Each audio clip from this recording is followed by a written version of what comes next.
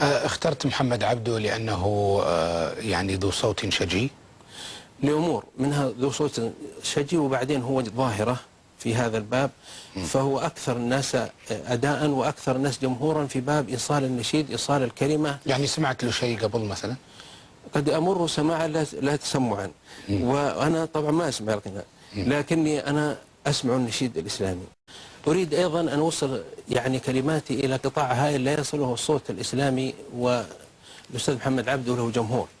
أريد أن أقرب الأطياف لأن تحت مظلة الإسلام، لأن وجد في الثقافة حواجز حالت بين بعض الأطياف، ونحن تحت مظلة الإسلام، لأن الله ذكر في القرآن هذه المجموعات، قالوا منهم ظالم لنفسه ومنهم مقتصد ومنهم سابق بالخيرات. فنحن ينبغي أن نعترف بأن بين أسباب تواصل، وأننا نلغي الحواجز الوهمية، ويبقى كل إنسان بتقواه عند ربه سبحانه وتعالى.